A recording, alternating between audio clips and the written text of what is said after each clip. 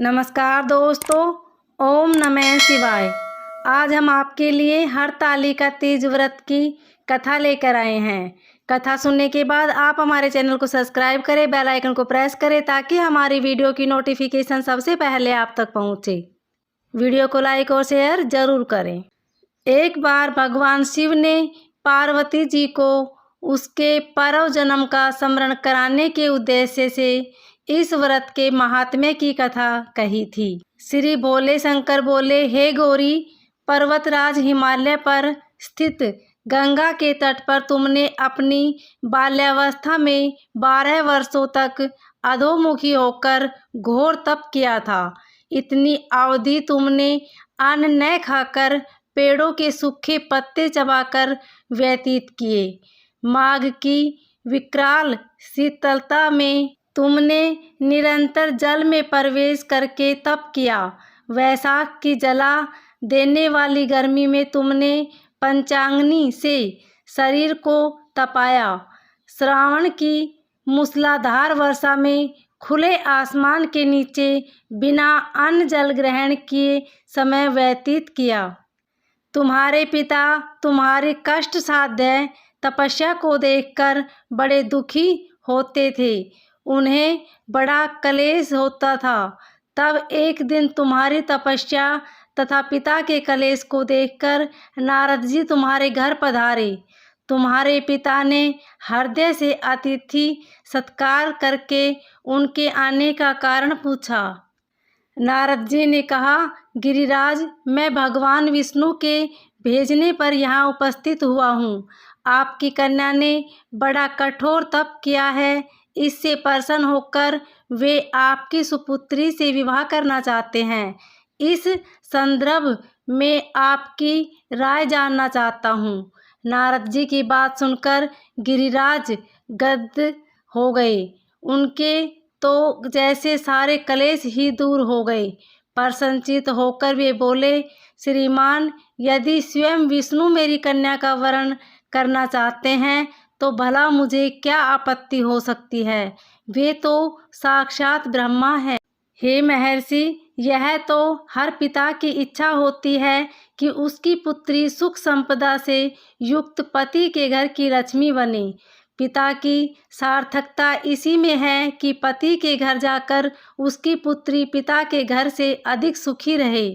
तुम्हारे पिता की स्वीकृति पाकर नारद जी विष्णु के पास गए और उनसे तुम्हारे ब्याह के निश्चित होने का समाचार सुनाया।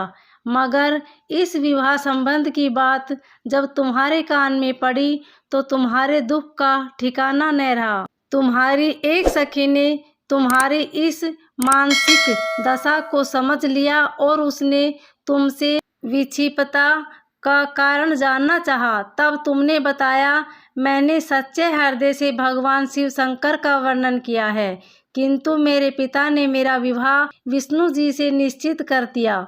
मैं विचित्र धर्म संकट में हूँ। अब क्या करूँ? प्राण छोड़ देने के अतिरिक्त अब कोई उपाय शेष नहीं बचा है। तुम्हारी सखी बड़ी ही समझदार और सूझबूझ वाली थी। उसने कहा, सखी, प्राण त्यागने का इसमें कारण ही नहीं है। क्या है? संकट के मौके पर धैर्य से काम लेना चाहिए। नारी के जीवन की सार्थकता इसी में है कि पति रूप में हृदय से जिसे एक बार स्वीकार कर लिया, जीवन पर्यंत उसी से निर्वाह करे। सच्ची आस्था और एक निष्ठा के समक्ष तो ईश्वर को भी समर्पण करना पड़ता है। मैं तुम्हारे घनघोर जंगल में ले चलती हूँ, जो साधना स्थली भी हो और जहाँ तुम्हारे पिता तुम्हें खोज भी न पाए। वहाँ तुम साधना में लीन हो जाना। मुझे विश्वास है कि ईश्वर अवश्य ही तुम्हारी सहायता करेंगे। तुमने ऐसा ही किया।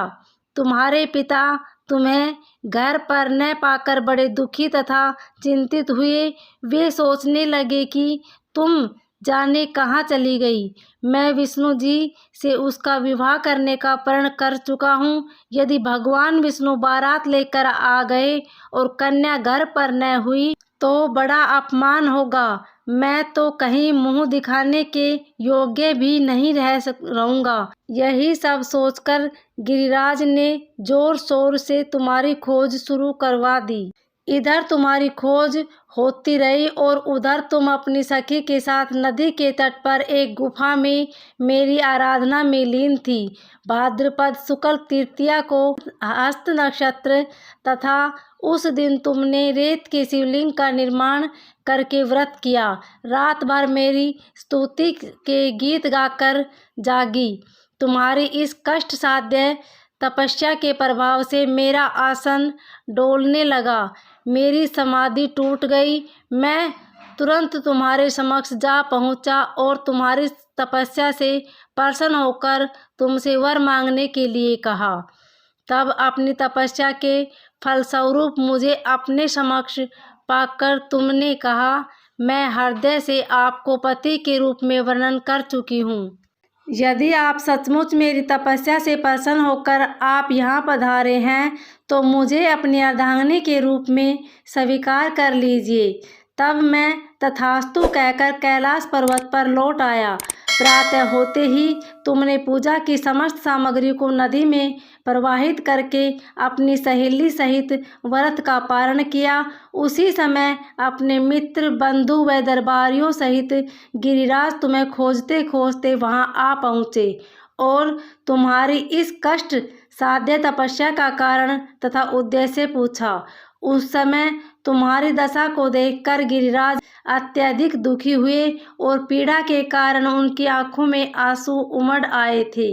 तुमने उनके आंसू पोंछते हुए विनम्र स्वर में कहा, पिताजी, मैंने आपके जीवन का अधिकांश समय कठोर तपस्या में बिताया है। मैंने अपने जीवन का अधिकांश समय कठोर तपस्या में बिताया है। मेरी इस तपस्या का उद्देश्य केवल यही था कि मैं महादेव को पति के रूप में पाना चाहती थी। आज मैं अपनी तपस्या की कसौटी पर खरी उतर चुकी हूँ।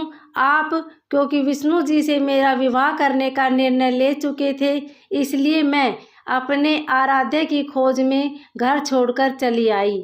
अब मैं आपके साथ इसी शर्त पर घर जाऊंगी कि आप मेरा विवाह विष्णु जी से न करके महादेव जी से करेंगे।